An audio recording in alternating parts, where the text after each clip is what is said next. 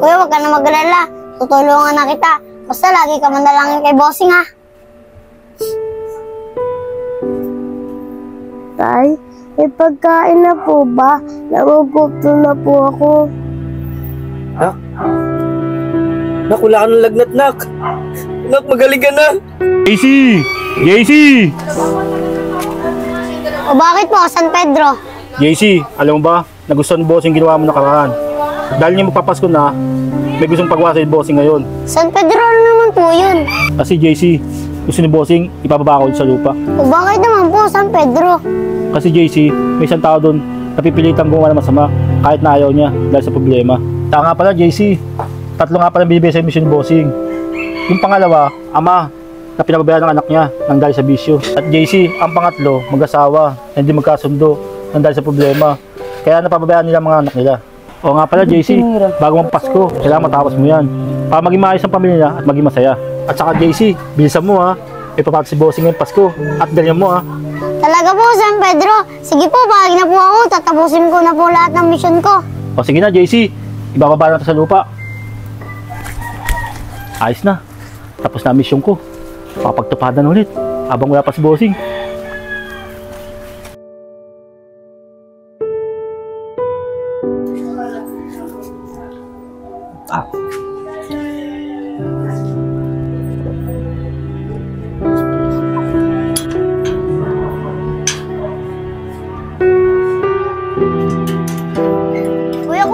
Kuya!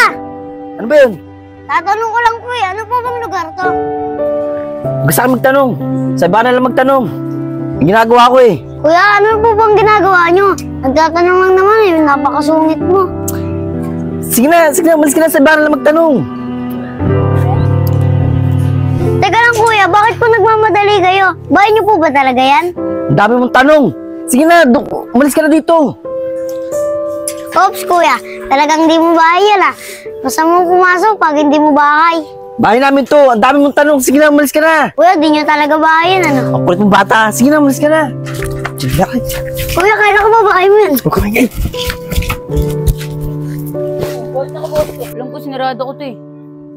Bahala na nga, makapasok na. Baka nakalimutan ko lang. Basta kuya.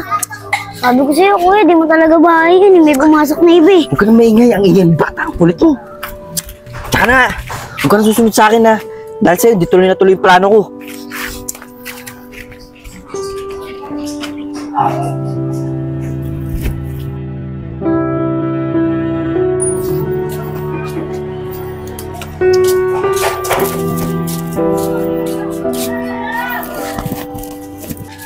Ate, yung pera niyo po nahulog. Ayun nga, yung pera ko nahulog. Salamat ha, maraming salamat sa'yo. Sige bata, alis na ako ha. Maraming salamat sa'yo ulit ha. Sige po ate. Ikaw na naman. Saan ka ba nang gagaling? Bigla ka na lumilitaw. Tinurong pa sa babae yung pera eh. Pera ko na sana yun eh. Tsaka na nga. Kuya, huwag ka na magalit.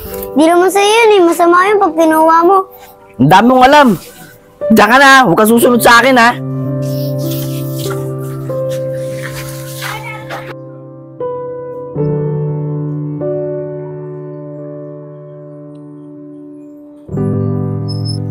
Pwede na siguro to. Marami siguro dalang pera to. Kailangan makakuha ko ng pera. Kuya, huwag mo na tuloy yung gagawin mo. Masama yan. Ikaw na naman. Ba't ka ba sunod na sunod sa akin? Bigla-bigla na lang lumilitaw dyan. Ano ba kailangan mo? Kuya, wala naman akong kailangan sa'yo eh. Baka ikaw may kailangan sa akin. Ba't mo ba kasi ginagawa yan? Masama yan. Masama? Baka di mo alam kung ano pinagdadaanan ko. Tsaka kailangan? Hindi naman kita kailangan eh. Anong magagawa mo? Eh bata ka pa. Wala tuloy yung babae. Ikaw talaga eh. Sunod ka ng sunod eh. Kaya lahat ng lakad ko, bulilyaso. Sino ka ba talagang bata ka? Tsaka yung suot mo, ba't ka ba nakaputi lagi? Sige, kung gusto mo talaga akong tulungan, sumama ka sa akin. Para malaman mo yung mga problema ko at bakit ko ginagawa itong mga bagay na to.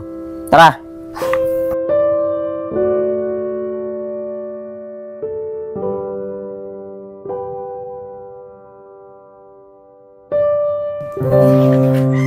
Sa bata, sa bahay namin.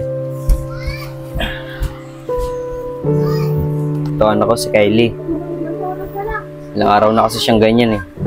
Hindi bumababa yung lagnat niya. Hindi ko nga siya madala sa ospital kasi wala kaming pera. Nahihirapan din kasi ako maghanap ng trabaho eh. Kaya ako napipilitang gumawa ng masama. Kahit hindi ko naman gusto. Wala eh.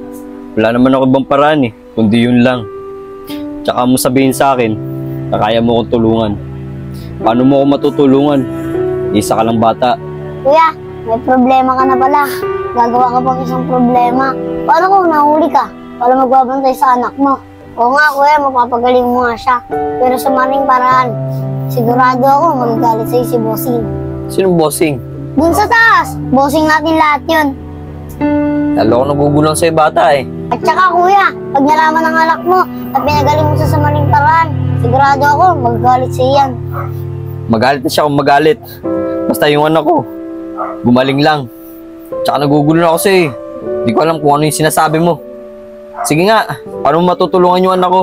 Kuya, wag ka na mag-alala. Tutulungan na kita. Basta lagi ka manalangin kay Bossing ha. Tay, may pagkain na po ba? Nagugutom na po ako. Nak, wala ka ng lagnat, Nak. Nak, magaling ka na. Nak, salamat. Tay, wag na po kayong umiyak dyan. Tay, ano po bang nangyari? Ba't na pagod po ako?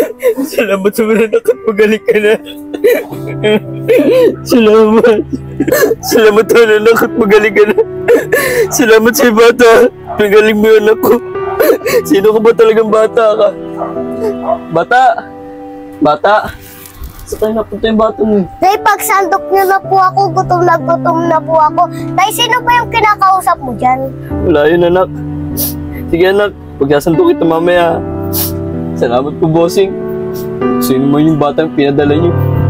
Maraming salamat po, Hindi niyo pa rin po kami pinabayaan. Tara na, anak. Kakain tayo ng masarap, ha?